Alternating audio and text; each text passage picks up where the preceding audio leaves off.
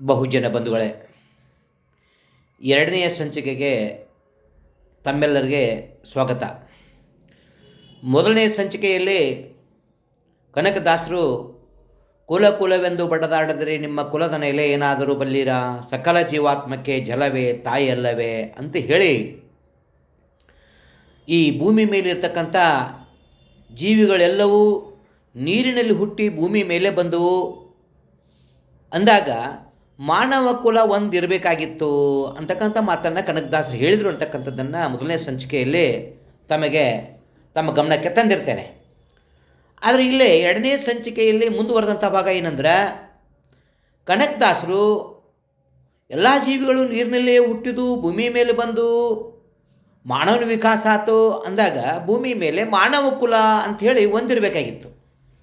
ಆದರೆ ಇವತ್ತು ತದ್ವಿರುದ್ಧವಾಗಿ ಭೂಮಿ ಮೇಲೆ 1600 ಎಸ್ ಟಿ ಜಾತಿಗಳು, 1000 ಎಸ್ ಟಿ ಜಾತಿಗಳು, 3743 ಜಾತಿಗಳು, ಒಟ್ಟು 6743 ಜಾತಿಗಳನ್ನು ಯಾರು ಮಾಡಿದರು, ಯಾವಾಗ ಮಾಡಿದರು, ಯಾವ ಉದ್ದೇಶಕ್ಕೆ ಮಾಡಿದರು ಅಂತಕ್ಕಂಥ ಒಂದು ಪ್ರಶ್ನೆ ಈ ದೇಶದ ಮೂಲ ನಿವಾಸಿಗಳನ್ನು ಆದಿ ಕಾಲದಿಂದಲೂ ಬದುಕು ಬಂದಿರತಕ್ಕಂಥ ಭಾರತೀಯರನ್ನು, ಇವತ್ತಿನ ಶೂದ್ರರನ್ನು ಕಾಡ್ತಕ್ಕಂಥ ಒಂದು ಪ್ರಶ್ನೆ. ಬಂಧುಗಳೇ, ಈ 6743 ಜಾತಿಗಳನ್ನು ಯಾರು ಮಾಡಿದರು, ಯಾವಾಗ ಮಾಡಿದರು, ಯಾವ ಉದ್ದೇಶಕ್ಕೆ ಮಾಡಿದರು ಅಂತ ಹೇಳಬೇಕಂದ್ರೆ, ಇವೆಲ್ಲ ಪ್ರಶ್ನೆಗಳಿಗೆ ಉತ್ತರ ಸಿಗಬೇಕು ಅಂತಂದ್ರೆ ಈ ಭಾರತ ದೇಶದಲ್ಲೇ ಶೂದ್ರರು ಯಾರು ಅಂತಕ್ಕಂಥದ್ದನ್ನು ನಾವು ತಿಳ್ಕೊಳ್ಳೇಬೇಕು. ಬಂಧುಗಳೇ, ಶೂದ್ರರು ಯಾರು, ಈ ಶೂದ್ರರನ್ನಾಗಿ ಯಾರು ಮಾಡಿದರು ಅನ್ನೋದನ್ನು ನಾವು ತಿಳ್ಕೊಬೇಕಾದ್ರೆ ನಾವು ಪುನಃ ಹಿಂದೆ ಹೋಗಿ ಮುಂದೆ ಬರಬೇಕಾಗ್ತದೆ ಬಂಧುಗಳೇ. ಆದ್ದರಿಂದ ನಾವು ಮುಂದಿನ ದಿನಮಾನಗಳಲ್ಲಿ ಶೂದ್ರರು ಯಾರು ಅಂತಕ್ಕಂಥ ಟಾಪಿಕ್ ಮೇಲೆ ಮಾತಾಡಬೇಕಂತಂದ್ರೆ ಪ್ರಾಚೀನ ಭಾರತದ ಇತಿಹಾಸದ ಮೊರೆಯನ್ನು ಹೋಗಬೇಕಾಗ್ತದೆ. ಮೂಲತಃ ಆರ್ಯರ ಆಗಮನದ ಕಡೆಗೆ ನಾವು ತಿರುಗಬೇಕಾಗ್ತದೆ. ಆರ್ಯರು ಯಾರು, ಎಲ್ಲಿಂದ ಬಂದರು, ಮಧ್ಯ ಏಷ್ಯಾದಿಂದ ಯಾವ ರೀತಿಯಾಗಿ ನಮ್ಮ ದೇಶಕ್ಕೆ ಬಂದರು ಅನ್ನೋದನ್ನು ಹಿಡ್ಕೊಂಡು ಆರ್ಯರ ಆಗಮನದ ಮೂಲಕ ಭಾರತ ದೇಶದ ಒಂದು ಇತಿಹಾಸ ಪ್ರಾರಂಭ ಆಗ್ತಾ ಇದೆ ಬಂಧುಗಳೇ. ಅದಕ್ಕಿಂತ ಪೂರ್ವದಲ್ಲಿ ಭಾರತ ದೇಶದಲ್ಲೇ ಯಾವ ಜಾತಿಗಳು ಇದ್ದಿದ್ದಿಲ್ಲ. ಇವತ್ತಿನ 1600 ಎಸ್ ಸಿ ಜಾತಿಗಳು ಇದ್ದಿಲ್ಲ, 1000 ಎಸ್ ಟಿ ಜಾತಿಗಳು ಇದ್ದಿದ್ದಿಲ್ಲ, 3743 ಒ ಬಿ ಸಿ ಜಾತಿಗಳು ಕೂಡ ಭಾರತ ದೇಶದಲ್ಲಿ ಇದ್ದಿದ್ದಿಲ್ಲ.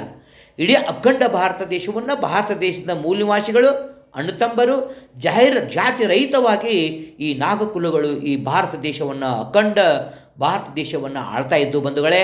ಆದ್ದರಿಂದ ಈ ಶೂದ್ರರನ್ನು ಆರ್ಯರು ಯಾವಾಗ ಭಾರತಕ್ಕೆ ಬಂದರೋ ಇಷ್ಟು ಜಾತಿಗಳನ್ನಾಗಿ ಮಾಡಿದರು. ಯಾವ ರೀತಿಯಾಗಿ ಇವುಗಳನ್ನು ಈ ಭಾರತ ದೇಶದ ಮೂಲ ನಿವಾಸಿಗಳನ್ನಾಗಿ 1600 ಎಸ್ ಟಿ ಜಾತಿಗಳು, 1000 ಎಸ್ ಟಿ ಜಾತಿಗಳು, 3743 ಜಾತಿಗಳನ್ನಾಗಿ ಹೆಂಗೆ ಹೊಡೆದ್ರು, ಯಾವ ಒಂದು ಕಾನೂನಿನ ಮೂಲಕ, ಯಾವ ಒಂದು ಸೈದ್ಧಾಂತಿಕದ ಸಿದ್ಧಾಂತದ ಮೇಲೆ ಏನಪ್ಪ ಅಂತಂದ್ರೆ ಈ ಭಾರತ ದೇಶದ ಮೂಲ ನಿವಾಸಿಗಳನ್ನು ಅಣ್ಣ ತಮ್ಮಂದಿರನ್ನು 6743 ಜಾತಿಗಳನ್ನು ಮಾಡಿ ಅವ್ರ ಮನೆಗೆ ಇವ್ರು ಹೋಗಬಾರ್ದು, ಇವ್ರ ಮನೆಗೆ ಅವ್ರು ಹೋಗಬಾರ್ದು, ಈ ರೀತಿಯಾಗಿ ಜಾತಿಯ ಕಟ್ಟಳೆಯ ಜಾತಿಯ ಬೇಡೆಯನ್ನು ಹಾಕಿ ಅವರು ಸ್ವತಂತ್ರವಾಗಿ ಜೀವಿಸುವಂತೆ ಯಾವ ರೀತಿಯಾಗಿ ಇವರು ಆರ್ಯರ ಕುತಂತ್ರದಿಂದ ಭಾರತ ದೇಶದಲ್ಲಿ ನಾವು ಇಬ್ಬಾಗ ಆದೀವಿ, ನಾವು ನಮ್ಮಲ್ಲಿ ವೈರತ್ವ ಭಾವನೆಯನ್ನು ಯಾವ ರೀತಿಯಾಗಿ ಬೆಳೆಸ್ಕೊಂಡೆವು ಅನ್ನೋದನ್ನು ಈ ಮುಂದಿನ ಸಂಚಿಕೆಯಲ್ಲಿ ತಮಗೆ ನಾನು ಹಂತವಾಗಿ 3ನೇ ಸಂಚಿಕೆಯಲ್ಲೇ ಇಲ್ಲಿ